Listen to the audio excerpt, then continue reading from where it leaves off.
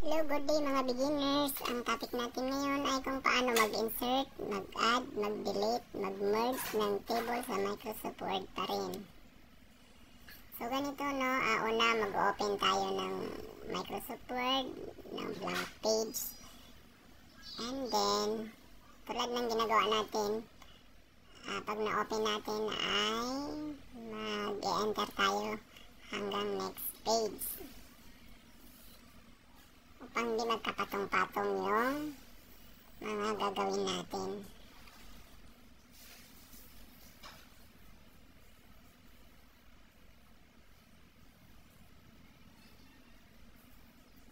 Pagkatapos ay pupunta tayo sa insert, click natin at maaari na tayong pumili kung ilang tables ang gusto natin.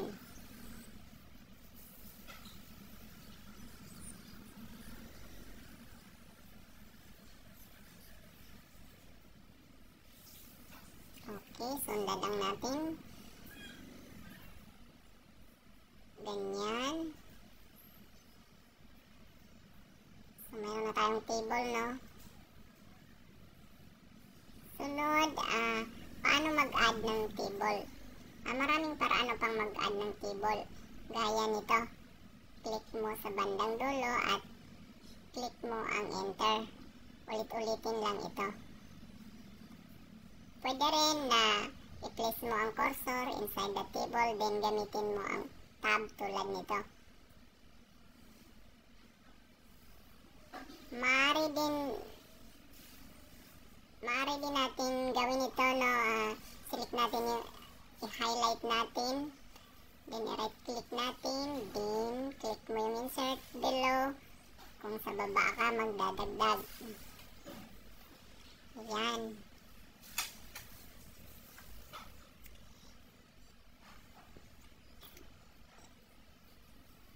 Isa ding paraan ay habang nakaselect na ay punta ka sa layout, select mo ang insert below upang madagdagan sa ibaba ng tables.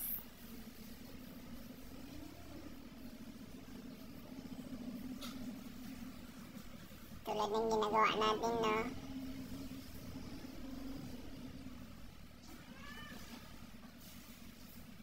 Okay, tingnan nyo lang kung ano yung mga pinipindot natin. Ayan, no? Madali lang, no? Nadagdagan na yung table natin sa ibaba. Sunod, kung paano mag-delete naman ay i-select natin, no? I-highlight natin yung tables. Then, right-click natin or ito, lumalabas din yan. Kanya natin i-right-click, i-choose natin yung delete. Then, delete rows. Pag pinindot natin, automatic yan, matatanggal na yung tables natin. Okay, pangalawang paraan ay maaari natin i-highlight yung tables natin. And then sunod, pupunta tayo sa may layout. Then i-select natin yung delete. Pag pindot natin yan sa delete, lalabas yung mga pagpipilian natin. I-click natin yung delete rows. Pag na-click natin yung delete rows, automatic, ayan, tatanggal yung tables natin.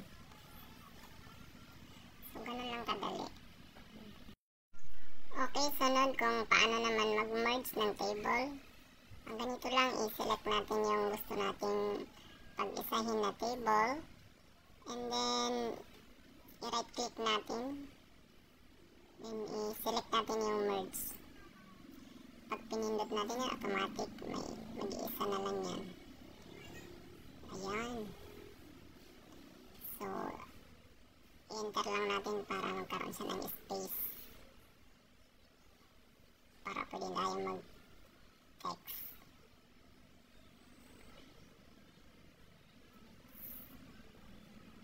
So, ganun.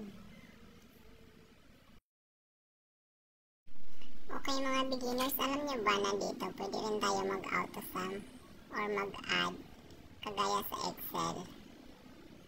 So automatic i-total niya yung amount na lalagay natin.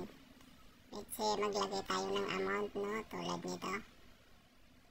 i-total natin sa pamamagitan ng AutoSum.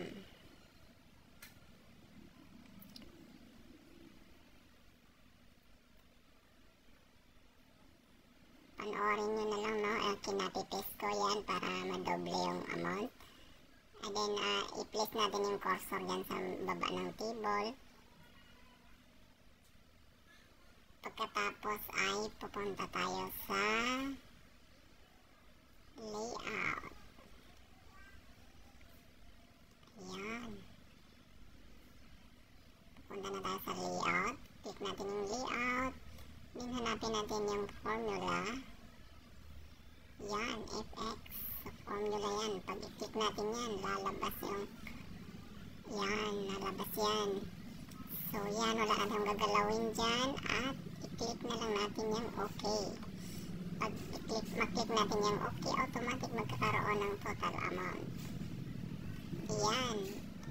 So, mayroon na siyang total amount, no? Lalagyan lang natin siya ng sign ng centavos or 0.00.